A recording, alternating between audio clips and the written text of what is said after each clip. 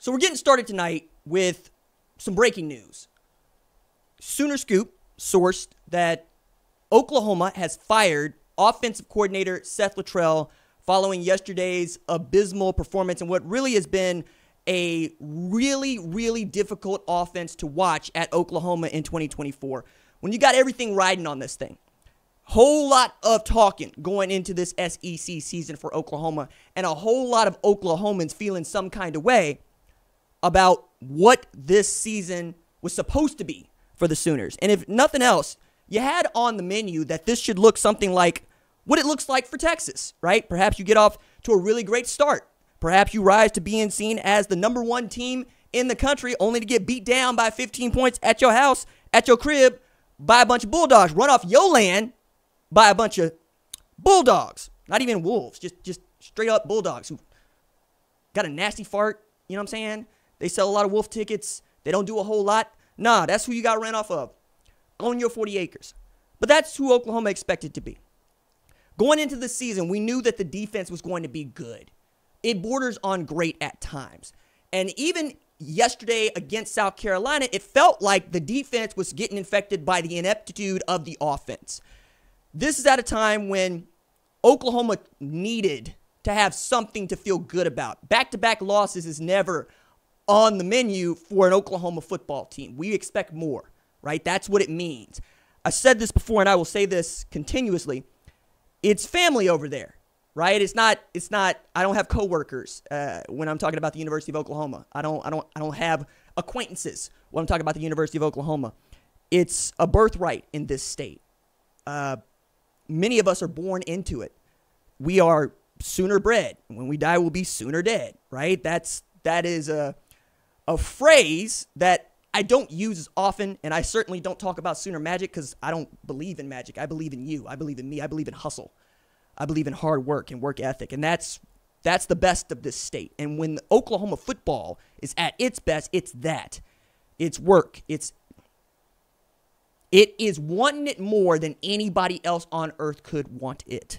It's one of the reasons why I take great pains to let everybody know that Oklahoma football really began the way that you know it, not when Bud Wilkinson was head coach, but when George Lane Cross was president and he went to go try to hire Bud Wilkinson.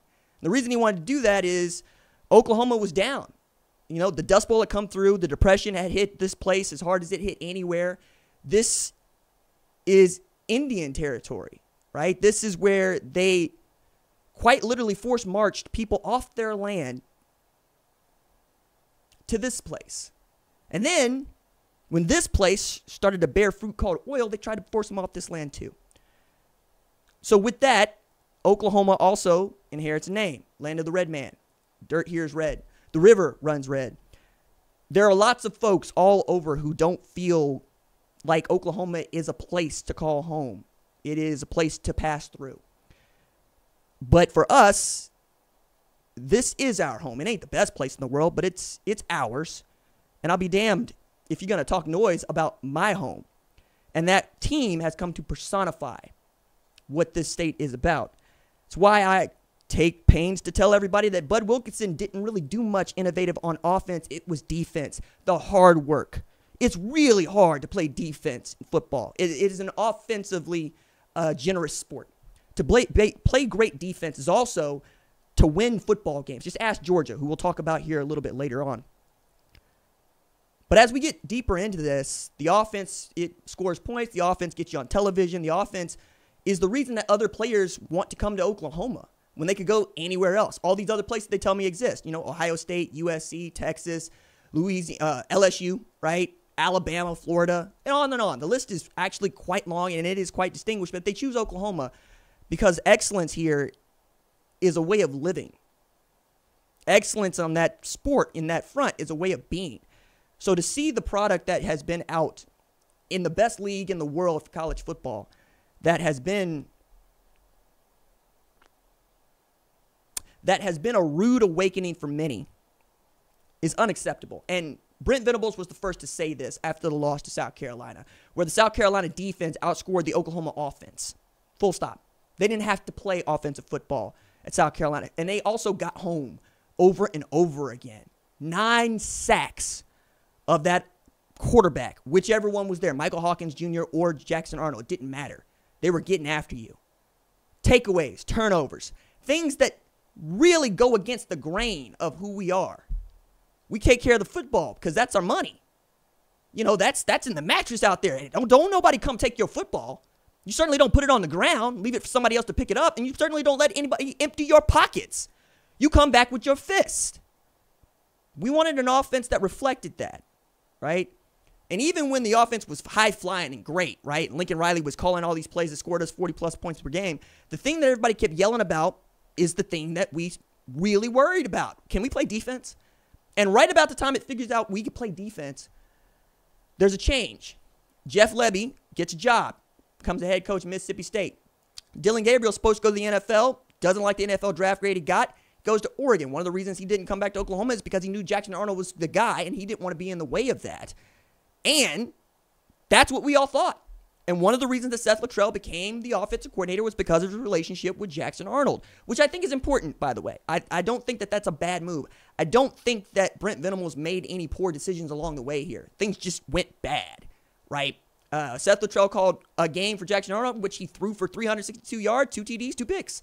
Lost to Arizona, but you felt good about the true freshman quarterback, and you felt good about what he was going to be as a redshirt freshman, and there is or was no quarterback controversy whatsoever. He's the guy.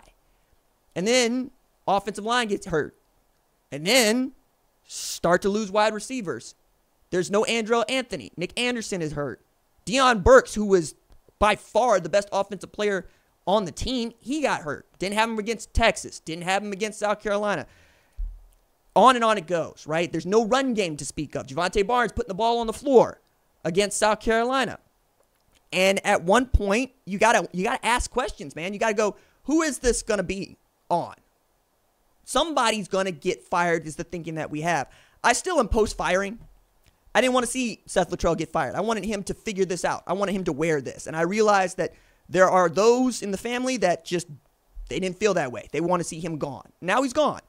So Joe John Finley's going to call plays and Kevin John's going to coach quarterbacks. But what the hell is that going to change for this offense? Because it's one thing to fire the play caller making $1.1 million a year. It's another thing to make guys who are injured healthy. How are you going to get the offensive line back if you don't have enough bodies? How are you going to throw the ball if the most talented wide receivers can't play?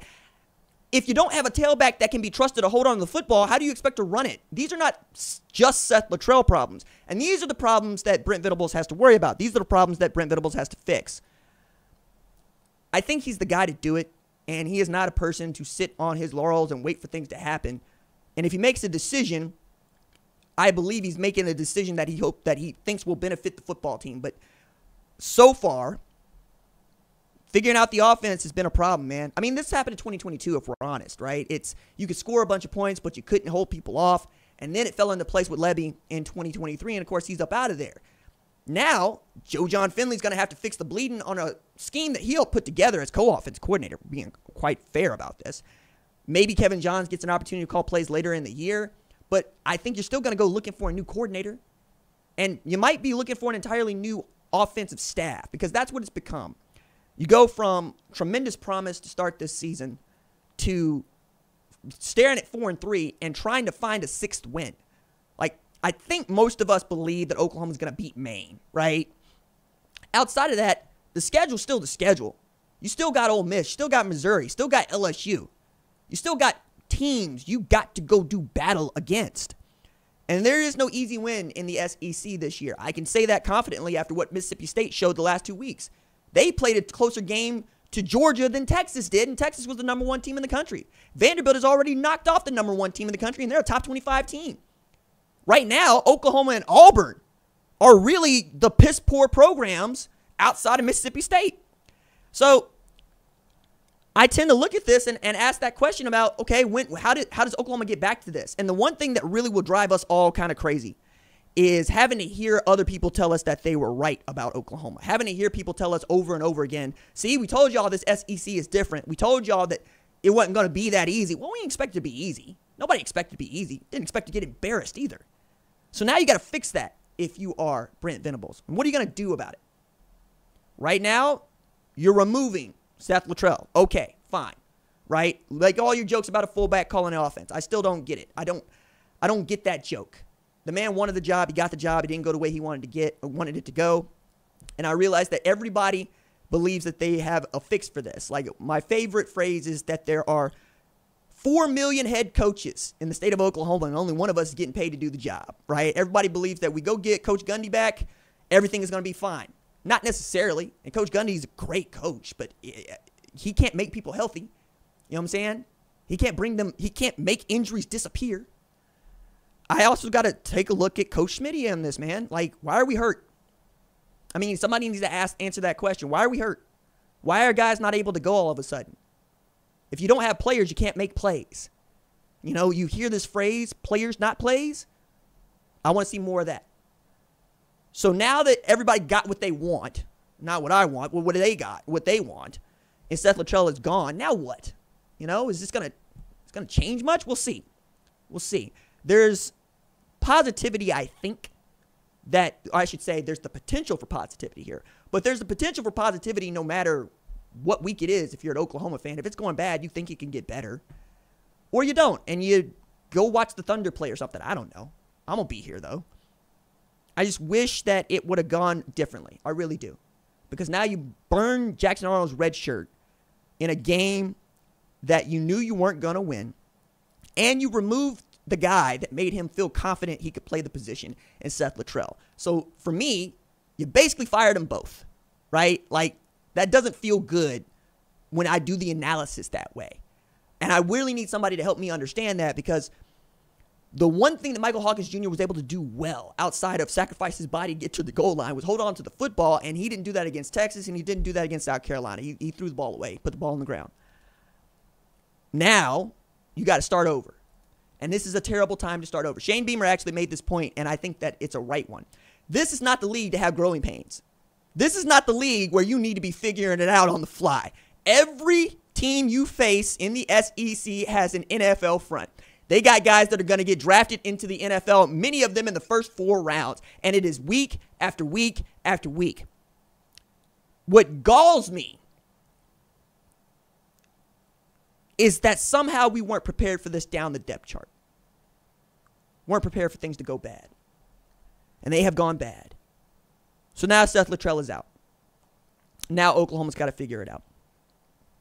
We'll see how close they come to that.